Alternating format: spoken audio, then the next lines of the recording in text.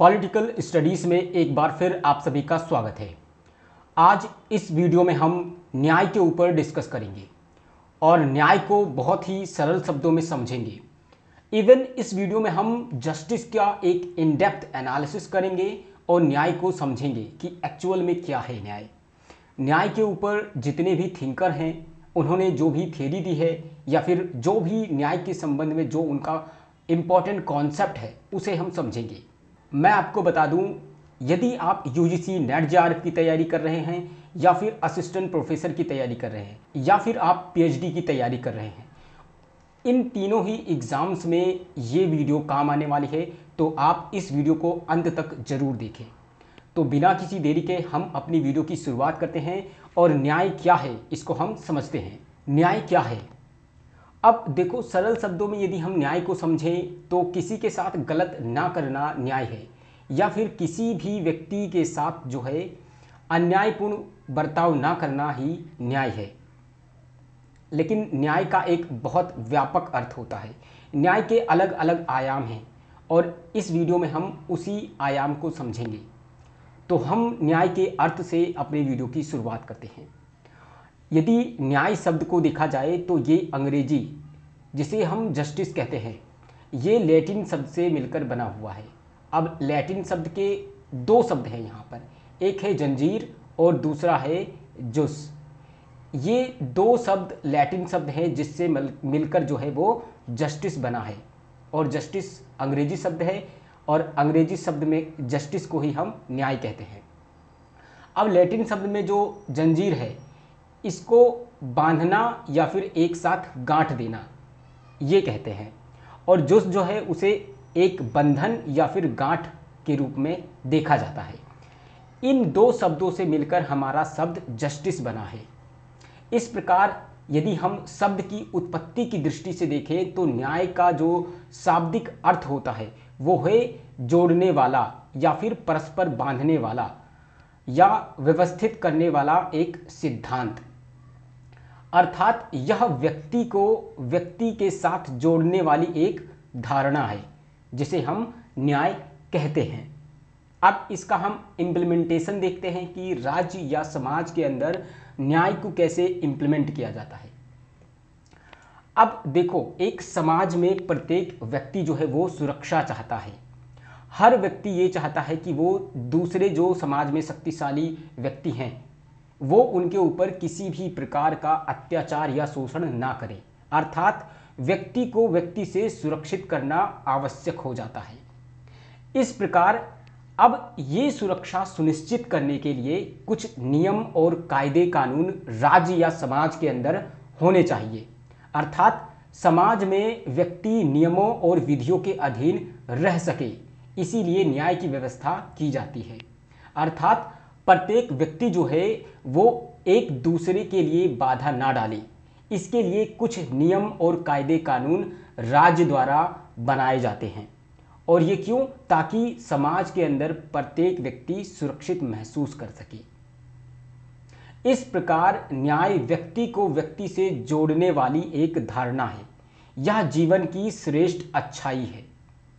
I hope ये थोड़ा सा डिफिकल्ट रहा होगा आपके लिए कि न्याय का जो शाब्दिक अर्थ है वो हम जो वर्तमान में व्यवहारिक रूप में जो हम सुनते आए हैं उससे अलग है। लेकिन जो हम एक्चुअल में व्यवहारिक रूप में हम न्याय को देखते हैं कि यदि किसी ने क्राइम किया है तो न्याय के अकॉर्डिंग उसे सज़ा मिलनी चाहिए। उसे जो है हमारे जज द्वारा, जो हमारी जो न्याय व्यवस्था है उसके द्वारा सज़ा मिलनी चाहिए। अगर उसे उस अपराध के लिए उचित सज़ा दी जाती है तो ये न्याय होगा। लेकिन ये न्याय का केवल एक कानूनी दृष्टिकोण ही है जिसे हम व्यवहारिक रूप में देखते हैं। लेकिन इस वीडियो में हम इन्हीं के ऊपर चर्चा करेंगे और न्याय को एक अलग दृष्टि से देखेंगे। न्याय के जितने भी आयाम हैं उसे हम समझेंगे। तो चलिए अब हम आगे बढ़ते हैं और न्याय के जितने भी रूप हैं उन्हें हम एक एक करके समझते हैं, ताकि न्याय के ऊपर जो आपकी समझ है वो मजबूत हो सके। तो सबसे पहला जो न्याय का रूप है वो है आपका नैतिक न्याय। अब नैतिक न्याय के अंदर क्या क्या चीज़ें शामिल होती हैं उसे हम देखते हैं। नैतिक न्याय के अंतर्गत जिन बातों को शामिल किया जाता है उनमें से कुछ है, जैसे कि सत्य बोलना, प्राणी मात्र के प्रति दया का बर्ताव करना, प्रतिज्ञा पूरी करना, वचन का पालन करना, उदारता और दान का परिचय देना। ये सब भी न्याय के कैटेगरी में आता है। अब यहाँ पर नैतिक न्याय क्या है, आपको सबसे पहले ये मालूम होना चाहिए कि नैतिक मतलब कि एथिक्स की बात की जाती है। और एथिक्स जहाँ पर आ जाता है वहाँ पर आपको सत्य, सही, ऐसे ऐसे बातें या ऐसे ऐसे शब्द जो है वो एक इंसान से जो है वो जुड़ जाता है। और नैतिक न्याय के अंतर्गत इन्हीं सब चीज़ों को जो है वो शामिल किया जाता है। जैसे कि सत्य बोलना, यदि आप अपने समाज में सत्य बोलते हैं, जो भी आपके बड़े बुजुर्ग हैं उनसे आप हमेशा सत्य बोलते हैं, उनके प्रति आप उदारता और दान का परिचय देते हैं, दूसरे प्राणी जो कि बोल नहीं सकते उनके साथ आप दया का बर्ताव करते हैं, उनके साथ गलत नहीं करते हैं, ये सब भी न्याय की कैटेगरी में आता है। यदि आप ये सब चीज़ों को समाज में रहते हुए पूरा करते हैं तो जाहिर सी बात है आप नैतिक न्याय का पालन कर रहे हैं। तो मैं उम्मीद करता हूं कि आपको नैतिक न्याय क्या है ये समझ में आया होगा।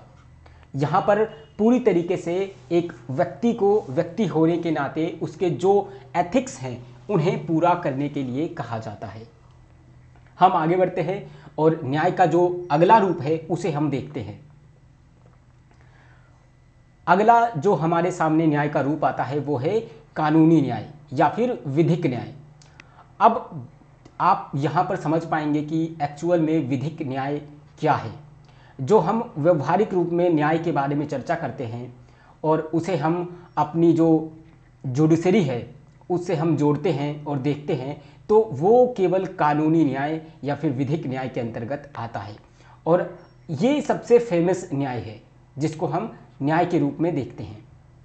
कानूनी भाषा में समस्त कानूनों को न्याय व्यवस्था का प्रतीक माना गया है।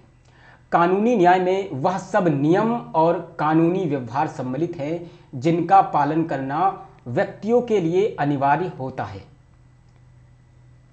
अर्थात जो भी राज्य या समाज के द्वारा नियम या कानूनी व्यवहार बनाए गए हैं या कानून बनाए गए हैं उसका पालन करना जो है वो अनिवार्य हो जाता है। यदि समाज में रहने वाले व्यक्ति जो हैं राज्य या सरकार द्वारा जो नियम कायदे कानून बनाए गए हैं उनका पालन वो नहीं करते तो जाहिर सी बात है कि उन्होंने यदि इन नियमों का, इन कानूनों का उल्लंघन किया है तो उन्हें इसकी सज़ा मिलेगी और सज़ा देकर वो समाज के अंदर जो है वो न्याय की स्थापना करते हैं। अब जो है कानूनी न्याय में दो महत्वपूर्ण बातों का निर्धारण होता है। अब वो कौन सी दो बातें हैं उसको हम देखते हैं। सबसे पहला जो है वो है कि कानून का निर्माण। अब राज्य या समाज में यदि आप रह रहे हैं तो कानून निर्माण की बात सबसे सर्वोपरि होती है कि एक्चुअल में जो कानून जिनका समाज में रहते हुए व्यक्ति पालन कर रहा है उसका निर्माण कैसे हुआ है। अर्थात सरकार द्वारा बनाए गए कानून जो कि जन सामान्य के लिए बनाए गए हैं वो न्यायोचित होने चाहिए, यानी कि पूरी तरीके से सही होने चाहिए। ऐसा नहीं है कि आपने जो कानून बना दिया है वो सेलेक्टिव पर्सपेक्टिव का हो, यानी समाज में केवल कुछ लोगों के लिए वो फ़ायदेमंद हो और बाकी लोगों के लिए वो बेकार हो या उससे उनका घाटा होता हो। ऐसा कानून समाज में नहीं बनना चाहिए। अर्थात कानून का जो निर्माण होगा वो सरकार द्वारा ऐसे कानून बनाए जाएंगे जो पूरी तरीके से न्यायोचित होंगे, वो समाज में रह रहे सभी लोगों को ध्यान में रखकर बनाए जाएंगे, वो सभी के लिए सही होंगे। ऐसे ही कानून का निर्माण होना चाहिए। ये पहली शर्त है कानूनी न्याय के तहत। और दूसरी बात आती है कि कानून का क्रियान्वयन, यानी कि आपने सही कानून तो बना दिया लेकिन क्या समाज में उसका कार्यान्वयन भी उसी तरीके से हुआ है जिस तरीके से, जिस लक्ष्य को लेकर आपने उस कानून को बनाया था।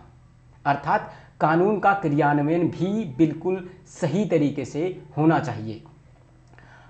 जो कानून सरकार द्वारा बनाए गए हैं जन सामान्य के लिए उनका कार्यान्वयन भी न्यायोचित रूप से किया जाना चाहिए। यानी ऊपर यदि सरकार ने जो है कानून बना दिया और नीचे जो लोग रह रहे हैं उन पर इसका कार्यान्वयन सही तरीके से नहीं हुआ, केवल कागजी रूप में इसे समेट कर रख दिया गया, तो ये एक असफल कानून रहेगा, इसे हम फेल्ड मानेंगे। अर्थात यदि कानून का निर्माण न्यायोचित तरीके से हुआ है तो इसका कार्यान्वयन भी सही तरीके से होना चाहिए।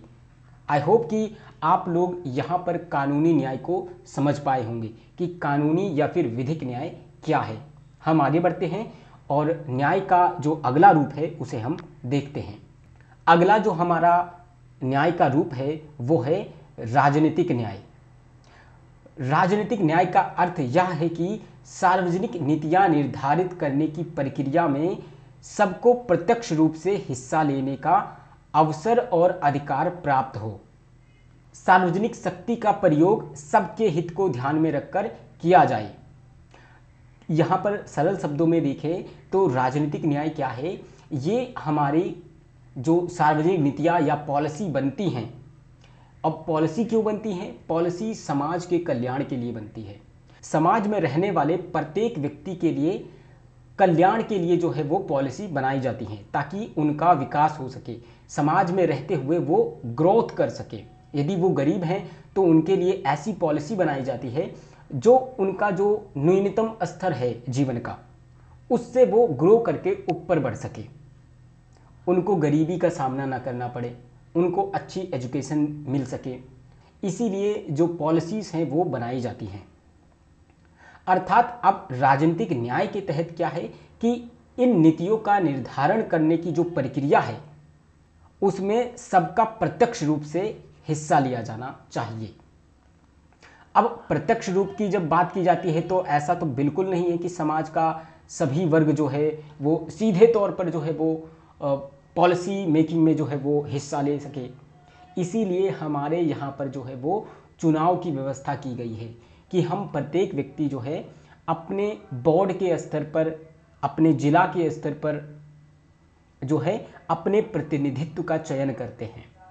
और ये जो एमपी एमएलए हैं ये हमारा प्रतिनिधित्व जो है वो संसद में करते हैं। और संसद क्या है? वो हमारी कानून व्यवस्था, यानी जो भी हमारे नियम कानून बनाए जाएंगे वो इसी पार्लियामेंट द्वारा बनाए जाते हैं। यानी अब क्या हुआ कि हमने इनडायरेक्ट तरीके से अपना प्रतिनिधित्व इस कानून निर्माण में या इस पॉलिसी मेकिंग में शामिल कर दिया। अर्थात जो सार्वजनिक नीतियां निर्धारित करने की प्रक्रिया है उसमें सभी को समान अवसर मिलना चाहिए, उनको अधिकार प्राप्त हो। किस चीज़ का अधिकार? कि वो अपने सुझाव यहाँ पर दे सके, जो भी नीतियाँ या पॉलिसीज़ या कानून बनाए जा रहे हैं उनके लिए। अर्थात इस प्रकार ये जो सार्वजनिक शक्ति है इसका प्रयोग जो है वो सभी के हित में होना चाहिए। ऐसा नहीं है कि कोई कानून या पॉलिसी जो बना दी गई है वो किसी एक तबके के लिए हो, नहीं, वो सभी के हित को ध्यान में रखकर बनाया जाना चाहिए। सब व्यक्तियों को अपने अपने हितों की सिद्धि के लिए तथा अपनी अपनी समझ से सार्वजनिक हित की सिद्धि के लिए अपने विचारों को व्यक्त करने का अधिकार होना चाहिए या फिर उसे अवसर मिलना चाहिए। इसके अलावा उसे उपयुक्त संगठन बनाने, सभाएं करने और दूसरों को समझाने बुझाने इत्यादि की स्वतंत्रता भी होनी चाहिए। इसके अलावा शांति व्यवस्था तथा नैतिक भावना को कोई भी चोट पहुंचाए बिना भिन्न भिन्न जो विरोधी विचार हैं उनके प्रति सहिष्णुता बरती जाए। अर्थात हमारे समाज में अलग अलग विचारधारा के लोग हैं, अलग अलग धर्म के लोग हैं, अलग अलग जाति, अलग अलग पंथ के लोग हैं, तो इनके प्रति जो समाज में रहने वाले व्यक्ति हैं उनका कोई भी ये इनके विचारों को चोट पहुंचाए बिना, इनकी जो नैतिक भावना है उसको चोटिल किए बिना जो है सही तरीके से बिल्कुल शांतिपूर्वक तरीके से अपने अपने कार्यों को वो करें, अपने अपने विचारों का वो पालन करें। इसे ही हम राजनीतिक न्याय कहते हैं।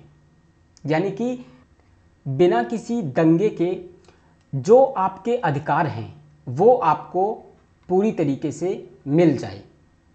जितने भी आपके राजनीतिक अधिकार हैं उसका आप समाज में पूरी तरीके से प्रयोग कर सकें। ये राजनीतिक न्याय है। अब हम आगे बढ़ते हैं और न्याय का जो अगला रूप है उसे हम समझते हैं। अगला रूप जो है वो है सामाजिक न्याय। अब हम समझते हैं कि सामाजिक न्याय क्या है। सामाजिक न्याय का तात्पर्य है कि सामाजिक जीवन में सब मनुष्यों की गरिमा स्वीकार की जाए। स्त्री पुरुष, गोरे काले, जाति, धर्म, क्षेत्र इत्यादि के आधार पर किसी व्यक्ति को छोटा बड़ा, ऊंचा नीचा ना माना जाए। शिक्षा और उन्नति के अवसर सबको समान रूप से प्राप्त हो और सब लोग मनुष्य मनुष्य के नाते मिलजुल कर साहित्य, कला, संस्कृति और तकनीकी साधनों का उपभोग और उपयोग कर सकें। इसे हम सामाजिक न्याय कहते हैं। कहने का अर्थ ये कि समाज में यदि आप रह रहे हैं तो वहाँ पर केवल आप एक मनुष्य होने के नाते जो सरकार है वो आपको ट्रीट करेगी, ना कि आप समाज में आपकी क्या हैसियत है, आप कैसे दिखते हैं, उस आधार पर आपके साथ व्यवहार किया जाएगा। मनुष्य की गरिमा को केवल स्वीकार किया जाएगा। आप स्त्री हैं या पुरुष हैं इससे कोई मायने नहीं रखता। आप गोरे हैं या काले हैं इससे मायने नहीं रखता। आप किस जाति से बिलोंग करते हैं, किस धर्म से बिलोंग करते हैं या किस क्षेत्र से आते हैं, इससे कोई मतलब नहीं होना चाहिए।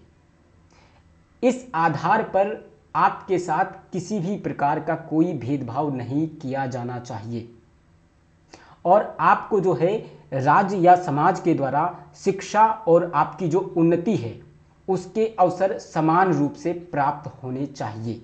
ये सामाजिक न्याय के अनुसार ऐसा माना जाता है। आई होप कि आप लोग सामाजिक न्याय को भी समझ पाए होंगे। हम आगे बढ़ते हैं और न्याय के अगले रूप को देखते हैं। अगला रूप है हमारा आर्थिक न्याय। आर्थिक न्याय जो है वो सामाजिक न्याय का एक अंग है। यानी कि अभी जो हमने पिछले स्लाइड में डिस्कस किया कि सामाजिक न्याय क्या है, उसी का एक अंग है ये आर्थिक न्याय। आर्थिक न्याय का तात्पर्य है कि संपत्ति संबंधी भेद इतना अधिक नहीं होना चाहिए कि धन संपदा के आधार पर व्यक्ति व्यक्ति के बीच विभेद की कोई दीवार खड़ी हो जाए और कुछ धनी मनी व्यक्तियों द्वारा अन्य व्यक्तियों के श्रम का शोषण किया जाए या उनके जीवन पर अनुचित अधिकार स्थापित कर लिया जाए। इसमें यह बात भी निहित है कि पहले समाज के सभी व्यक्तियों की अनिवार्य आवश्यकताएं पूरी होनी चाहिए, उसके बाद ही किन्हीं व्यक्तियों की आरामदायक आवश्यकताओं या फिर उनकी जो विलासिता की आवश्यकताएं हैं उनको पूरा किया जाना चाहिए। सिंपल यदि सरल भाषा में इसको देखें तो आर्थिक जो इकोनॉमिक है वो मनी की बात करता है आपका। अब ये कहा जाता है कि मनी यानी कि संपत्ति के आधार पर समाज में किसी भी प्रकार का कोई भेदभाव जो है वो नहीं होना चाहिए। यानी संपत्ति जिसके पास अधिक है तो ऐसा नहीं है कि उसको विशेष अधिकार दिया जाना चाहिए। अब समाज में संपत्ति के आधार पर या धन संपदा के आधार पर ऐसा नहीं होना चाहिए कि व्यक्ति व्यक्ति के बीच में जो है विभेद की दीवार खड़ी हो जाए, यानी उनके बीच बहुत बड़ा अंतर आ जाए और वो जो हैं समाज में अपनी एक अलग स्टेटस देखने लग जाएं और धनी व्यक्ति जो हैं वो समाज में जो अन्य तबका है, जो गरीब है, जो उनके बराबरी का नहीं है, उनके श्रम का वो शोषण करने लग जाएं। आप व्यवहारिक रूप में इसको देखेंगे तो आपने ये चीज़ देखा होगा कि किसी दफ्तर में यदि आप कोई अपना कागजी काम कराने जाते हैं तो एक जो मजदूर वर्ग का व्यक्ति होता है वो उसे एक बहुत लंबी कतार का जो है वो लंबी कतार में जो है उसे खड़ा होना पड़ता है और एक समान प्रक्रिया होता है, उस प्रक्रिया को पालन करके ही वो अपने काम को पूरा करवाता है। जो भी उसका कोई सरकारी काम है या कोई भी उसका जो निजी जीवन में उसका अपना व्यक्तिगत कार्य होता है, उसके लिए ये एक सामान्य प्रक्रिया है। वहीं दूसरी तबके का जो होता है, यानी कोई अमीर है, वो BMW से उतरता है किसी दफ्तर के सामने और जो वहाँ के कर्मचारी हैं वो उसको सलाम करते हैं, जी सर, हाँ जी सर, ऐसे करते हुए उसके कार्य को बाकी जो लाइन में लगे हुए हैं उनको नकारते हुए उसके कार्य को सबसे पहले कर दिया जाता है। तो यहाँ पर क्या होगा, यहाँ पर आपके आर्थिक न्याय का उल्लंघन हो रहा होता है। आई होप कि आप लोग आर्थिक न्याय को भी समझ पाए होंगे। अब हम आगे बढ़ते हैं और अगला न्याय का रूप जो है उसे हम देखते हैं। अगला हमारा जो है वो है प्राकृतिक न्याय, यानी कि नेचुरल जस्टिस। इसे हम समझते हैं जहां कानून मौन या फिर अस्पष्ट हो, वहां न्यायाधीश जो है वो प्राकृतिक न्याय का सहारा लेते हैं। प्राकृतिक न्याय का मुख्य सरोकार कानून के आलिखित भाग से होता है, यानी कि प्राकृतिक न्याय वो है जहां पर कानून मौन होता है, यानी कानून लिखा ही नहीं गया है। वहां पर आप उस सिचुएशन में जो है या फिर उस परिस्थिति में आप किसी लिखे हुए कानून का सहारा ले ही नहीं सकते, या फिर वो कानून जो लिखा हुआ है वो पूरी तरीके से उस स्थिति में लागू नहीं होता या फिर वो अस्पष्ट होता है। अब ऐसी स्थिति में जो न्यायाधीश होता है वो प्राकृतिक जो न्याय है उसका सहारा वो लेते हैं। जब कानून अस्पष्ट हो तब न्यायाधीश से यह अपेक्षा की जाती है कि वे अपने न्याय बोध, सेंस ऑफ जस्टिस का सहारा लेंगे। ऐसी स्थिति में कानूनों के पीछे छिपे हुए कानून, लॉ बिहाइंड लॉज को मान्यता दी जाती है और उसके सिद्धांतों को प्राकृतिक न्याय की संज्ञा दी जाती है। इसे प्राकृतिक न्याय इसलिए कहते हैं क्योंकि इसकी जो प्रामाणिकता का स्रोत है वो स्वयं प्रकृति में ही निहित होता है। ऐसा नहीं होता कि अब जो जजमेंट दिया गया है किसी खास सिचुएशन में तो वो पहले से कहीं पर लिखा हुआ है या फिर किसी दूसरे कानून की किताब से हमने जो है या दूसरे राज्य में जो जिस व्यवस्था को अपनाया जा रहा है या जिस लॉ को अपनाया जा रहा है उसको हमने तुरंत अपने देश में अपना लिया। नहीं, ऐसी स्थिति में जो है हमें प्राकृतिक न्याय का सहारा लेना पड़ता है। अगर हम उदाहरण देखें तो हमारे समाज में जो LGBT एक्ट आया, अभी LGBT एक्ट आया, इसके लिए हमारे देश में जो है कोई कानून व्यवस्था नहीं थी। यहाँ पर भी हमें जो है प्राकृतिक न्याय का सहारा लिया गया, देखा गया। पहले तो ये माना जाता था कि जो सेम लिंग के व्यक्ति हैं या सेम जेंडर के जो व्यक्ति हैं उसे अप्राकृतिक माना गया। लेकिन जब बहुत सारे केसेस आए और इसके लिए जो है न्यायालय का दरवाज़ा खटखटाया गया तो इसे दोबारा से परिभाषित किया गया और इस कानून को जो है वो लाया गया। बाद में फिर जो है इसे प्राकृतिक रूप से प्राकृतिक न्याय का सहारा लिया गया कि यदि इन्हें इससे अलग कर दिया गया तो ये पूरी तरीके से गलत होगा और यहाँ पर जो है इनके साथ न्याय नहीं होगा। इसीलिए प्राकृतिक न्याय का सहारा लेते हुए इस कानून को जो है वो लिखा गया और इसे एक लिखित रूप दिया गया। आई होप आप लोग जो है प्राकृतिक न्याय को समझ पाए होंगे कि प्राकृतिक न्याय क्या है। अब हम आगे बढ़ते हैं। आई होप कि आप लोगों ने अभी तक न्याय के जितने रूप हैं उसको आप समझ पाए होंगे। यदि आपके कुछ भी डाउट हैं या कुछ आपको समझ में नहीं आ रहा है तो प्लीज़ आप कमेंट सेक्शन में अपने जो डाउट हैं उसे साझा करें। अब हम अपनी वीडियो में आगे बढ़ते हैं और न्याय पर जितने भी विचारक हैं उन्होंने न्याय को कैसे देखा है या किस शब्दावली का प्रयोग किया है या कौन सा सिद्धांत दिया है जो एग्ज़ाम के पॉइंट ऑफ व्यू से इम्पोर्टेंट है, उसको हम समझेंगे। तो सबसे पहले यहाँ पर हम प्लेटो की बात करते हैं कि प्लेटो ने न्याय को कैसे देखा है, न्याय को कैसे परिभाषित किया है। तो हमारे जो प्लेटो हैं उन्होंने अपनी बुक रिपब्लिक में जो है न्याय संबंधी विचार दिया था। ये एग्ज़ाम्स में पूछा जाता है कि प्लेटो की जो बुक है द रिपब्लिक, उसका पूरा नाम क्या है।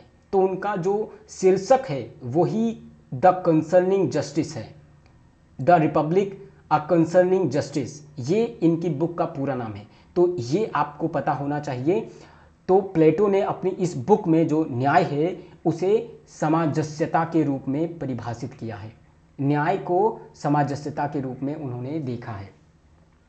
अगर आपने प्लेटो के ऊपर वीडियो नहीं देखा है तो आप हमारी प्लेलिस्ट में जाकर प्लेटो यानी कि वेस्टर्न पॉलिटिकल थॉट की पूरी सीरीज़ है, जहां पर आप एक एक करके प्लेटो, एरिस्टोटल, हॉब्स, लॉक, रूसो, इन सब के ऊपर एग्ज़ाम ओरिएंटेड जितने फैक्ट हैं, कॉन्सेप्ट हैं जो अभी ट्रेंडिंग में हैं, उस बेसिस पे जो है वो वीडियो बनाई गई है, उन्हें आप ज़रूर देखें।